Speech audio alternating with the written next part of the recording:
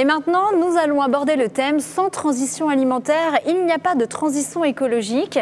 Et c'est un marché dans cette table ronde, voilà, cet échange avec le directeur RSE du groupe Carrefour. Bonjour et bienvenue Bertrand Swiderski. Bonjour. Donc effectivement, il y a des enjeux colossaux à faire en termes de, quand on est un distributeur, vous avez véritablement de grosses responsabilités, effectivement, pour mieux éduquer peut-être le consommateur à consommer autrement. Expliquez-nous, ça veut dire quoi une transition alimentaire, une transition durable dans l'agroalimentaire quand on pilote la politique RSE du plus grand distributeur français comme Carrefour?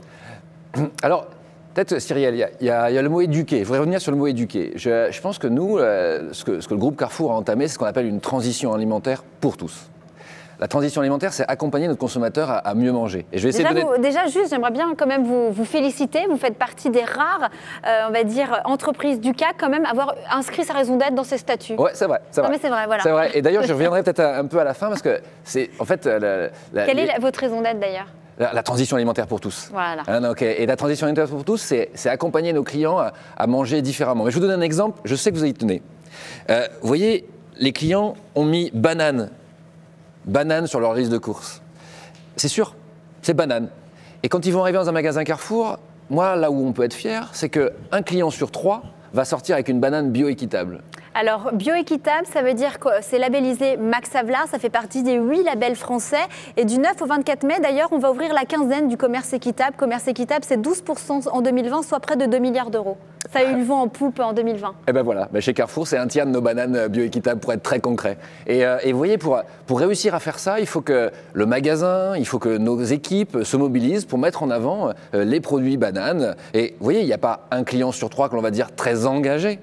Mais pourtant, on a quand même un tiers de nos clients qui achètent les bananes bioéquitables. C'est ça la transition alimentaire pour tous. C'est un produit du quotidien, accessible à tous et qui génère de l'autre côté, des bénéfices sociaux, des bénéfices environnementaux. Parce que c'est le commerce équitable et les grands principes, c'est effectivement, ce sont des prix fixes et non volatiles aux producteurs et c'est également un engagement de 3 ans. Quand une marque, voilà, c'est un engagement sur 3 ans minimum quand on achète un producteur de 3 ans. Donc c'est pour ça que c'est issu du commerce équitable.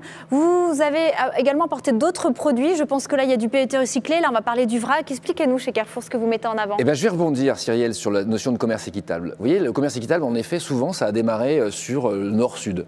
Maintenant, on s'est dit, et vous connaissez certainement Nicolas Chaban avec C'est qui le patron, on s'est dit il y a 4 ans avec Nicolas Chaban, est-ce qu'on ne ferait pas quelque chose qui ressemblerait, mais vraiment en France, pour garantir une juste rémunération pour les producteurs ?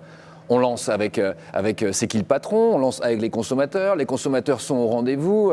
Je crois qu'on a fait la 100 millionième bouteille vendue de C'est qui le patron. J'aimerais bien spécifier dans cette matinée dédiée quand même à la communication, c'est-à-dire que C'est qui le patron a fait, et je crois que c'est 22 millions de consommateurs, c'est quand même zéro, de ce qu'il dit, 0 € quand même en termes de communication. Donc ils ont quand même, c'est quand même un schéma qui a disrupté le marché avec 0 communication. Je confirme, je peux confirmer qu'un mois d'août il y a 4 ans, c'était 0 €. C'était un logo créé rapidement. Par contre, c'était la force d'un groupe comme Carrefour, de mettre le produit dans 6000 magasins dès le début, d'accompagner les producteurs, d'être proche des producteurs, etc. Mais ce qui est important de comprendre, c'est que cette vision un peu à long terme, se dire que là, vous lancez un produit, très bien. Par contre, vous vous dites, est-ce que je peux vraiment changer le marché ? Et quand on lance ici, nous, notre bouteille de lait il y a 2-3 mois, on lance une bouteille de lait qui a les mêmes codes que C'est qui le patron, mais qui entraîne le marché. Ce qui est important de comprendre, c'est que C'est qui le patron reste un sujet. Maintenant, il a fait plein de petits. Et c'est l'ensemble de ces petits qui va faire qu'on va réussir à transformer le marché. Et vous êtes inspiré, je trouve ça hyper intéressant, un distributeur comme Carrefour s'est inspiré des codes, on va dire, des engagements d'une marque qui a disrupté le marché, C'est qui le patron? Bien sûr. Alors, quel est le bilan en termes de vente? Ça marche très très bien. Vous avez vu, C'est qui le patron fait 100 millions de bouteilles chez nous. Et nous, notre bouteille, ça marche très bien. Ça fait 3 mois qu'on l'a lancée. Et elle vient compléter un peu l'offre. Et je voudrais revenir sur ce sujet qui est le sujet RSE de manière plus globale. C'est que vous lancez une marque vraiment en partenariat avec C'est qui le patron dès le départ. Et avec cette vision, ça entraîne une compétition positive. Et peut-être que là, Cyrielle, la compétition positive, je pense que c'est dans notre métier, dans le métier de la grande distribution, on adore la compétition. Et cette compétition positive, elle nous nourrit. Et vous voyez, moi, je trouve ça plutôt bien qu'on soit copié, qu'on soit un leader. Enfin là, c'est vous qui avez copié. Sur C'est qui le patron, il faudrait voir d'où vient l'idée. Hein, c'est vraiment un partenariat. Vous savez, avec Nicolas Chaban, on a d'abord lancé... On passe un coup de fil à Nicolas Chaban. Allez, on va passer un coup de fil. Mais ce que je veux dire, c'est qu'il nous faut, ensemble, réussir à travailler collectivement et se dire qu'on va transformer le marché. C'est ça la transition alimentaire pour tous. Un produit du quotidien, accessible, qui a des bénéfices sociétaux. Ici, avec le produit, parce que vous êtes venu ici, on fait le marché ce matin, c'est une bouteille grise. Elle est grise, pourquoi? Parce que c'est du PET recyclé? Et c'est du PET recyclé. Alors cette bouteille de PET, elle a beaucoup de qualité. Elle a beaucoup de qualité parce qu'elle permet d'être plus légère, d'avoir, vous savez, normalement quand on ouvre une bouteille de lait, parfois il peut y avoir un opercule en aluminium. Celle-là, elle n'en a pas. Donc c'est toute la vertu de cette bouteille. Par contre, si on la recycle, elle devient grise. Et donc avec un de nos partenaires, LSDH, donc LSDH d'ailleurs, le partenaire aussi de C'est qui le patron et de notre lait, c'est Emmanuel Vasnex, eh bien on a réussi à faire de recycler cette bouteille de lait, mais elle est grise. En parallèle de ça, on a réussi à ce que le lait soit bio, à accompagner 25 producteurs à ce qu'il soit bio. C'est sorti quand? C'est sorti il y a 15 jours. Et comment ça se passe? Parce que là, je pense que vous avez un rôle pédagogique quand même, d'éduquer en me disant, regardez, c'est du lait. Vous me disiez en backstage que votre belle-mère n'avait pas repéré cette bouteille de lait chez vous parce qu'elle n'était pas blanche, parce que c'est les codes. Comment on fait? Là, ça va être tout le travail que l'on a à faire d'accompagnement. C'est pour ça que ce n'est pas de l'éducation, mais c'est vraiment comment je vais réussir à accompagner pour que cette bouteille de lait, à côté des bouteilles blanches, elle trouve sa place dans les consommateurs, progressivement, etc. Et elle la trouvera. Par contre, ça peut prendre du temps, et c'est cette transition alimentaire que l'on doit faire avec les clients. Je vais revenir, c'est vraiment cette notion de le faire avec nos consommateurs, et une transition alimentaire pour tous. Encore un produit du quotidien. Et vous communiquez comment sur le fait que cette bouteille soit grise? Est-ce que justement vous avez des affichages dans les rayons en disant ce produit Carrefour de lait est fabriqué à partir, est éco-conçu avec du PET recyclé ou pas? Oui, comment vous faites? on va certainement, on le communique en magasin, mais ce qu'il faut, c'est surtout le mettre dans l'univers du lait, dans le rayon lait, il faut le mettre dans son univers. Oui, c'est vrai que, et avec des affiches. Avec des affiches, vous savez Cyrielle, je pense que je ne vais pas vous apprendre que tout le monde veut protéger la planète. Tout le monde veut protéger la planète. Par contre, dès que vous mettez les mains sur votre... On veut soigner la planète, c'est important. Soigner la planète, la protéger. Tout le monde a ce que j'appelle moi des utopies, d'un monde sans plastique, d'un monde 100% bio. Tout le monde a cette utopie-là. Par contre, dès qu'on met les mains sur le caddie, vous voyez, là, il y a des choses qui changent. Il y a le plaisir qui rentre en compte, il y a le goût, il y a est-ce que je reçois ma belle-mère, est-ce que je la reçois pas, il y a tout ça qui rentre. Est-ce que ma belle-mère va repérer que j'ai du lait dans ma cuisine? Et donc, pour revenir sur la bouteille de lait, voilà, c'est dans son environnement lait, les clients vont comprendre. Par contre, cette même bouteille mise sur ma table, devant ma belle-mère, c'est plus compliqué et c'est tout le travail qu'on a à faire. Et à côté, donc toujours dans votre engagement, dans vos engagements d'ailleurs au sens pluriel, on parle de juste rémunération du producteur, on parle d'éco-conception avec un packaging avec du PET recyclé, on parle de produits issus du commerce équitable qui s'engagent à rémunérer plus justement nos producteurs avec un engagement au minima de 3 ans, et aussi il y a la lutte contre les déchets plastiques, les emballages, et donc il y a Loop au sein de vos magasins. Expliquez-nous cette consigne est là avec votre produit Nesquik. Non, vous avez raison, c'est le Loop. Je vais revenir dessus. C'est un peu une vision à moyen terme de ce que pourrait être la consommation. Je vous explique. On pense tous qu'un monde sans plastique serait le monde de rêve. Donc c'est un peu comme si c'était... On se demande si c'est pas fantastique, ce serait pas fantastique. Ce serait pas fantastique. Voilà. Ah d'accord, je vois. Donc si c'est pas fantastique, un monde sans plastique. Et puis on a une pente pour y arriver.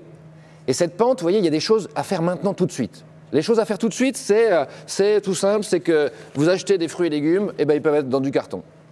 Vous achetez des clémentines, elles sont dans un filet qui est en tissu. Ça, je trouve ça remarquable parce qu'à l'œil nu, on ne le voit pas, mais quand on le touche, on voit, c'est du lyocell. C'est du lyocell. J'ai bien travaillé. Très bien, bravo. On vient en magasin dans un magasin vrac, on vient avec son sac en coton bio. Et puis, pour y mettre... Pour les fruits et légumes, vous mettez les fruits et légumes à l'intérieur, vous faites la pesée, et vous passez à la caisse, et vous n'avez plus besoin de prendre le sac à chaque fois. Vous imaginez que dans 2, 3, 4, 5 ans, on aura des magasins dans lesquels vous auriez du vrac, tout le monde viendrait avec ses propres contenants, et puis vous allez avoir des systèmes de consignes. Ça, c'est tout nouveau. On a 10 magasins, on va passer à 20 magasins, on l'a en e-commerce, on va l'avoir en supermarché, on va l'avoir en hypermarché, on aura 1000 produits comme ça. Comment ça marche? C'est-à-dire qu'il y a déjà le contenant Nesquik au magasin, on appuie sur le petit bouton. Non, alors comment ça marche? En fait, vous achetez de la poudre Nesquik plus l'emballage. D'accord? Vous achetez une consigne. Quand vous allez revenir en magasin, vous allez revenir avec juste l'emballage. et là, on va vous rendre la consigne. Et après, cet emballage-là va être nettoyé, va repartir chez Nestlé, ils vont remettre la poudre et on va le vendre. Et ça va faire une boucle. Et c'est le retour du système de consigne. On a 30 produits actuellement, on en vise 100 en fin d'année, et on attend de tous ceux qui nous écoutent de venir avec nous dans l'aventure, puisque si vous pensez tous que dans le futur, nous consommerons vrac, nous consommerons sans plastique avec des matières recyclables, et nous consommerons en consigne, je vous invite à nous rejoindre. Et il y a également d'autres sujets qui nous tiennent particulièrement à cœur, c'est aussi la pêche durable. Comment on peut accélérer là-dessus, la pêche durable, la lutte contre la déforestation? Comment on fait?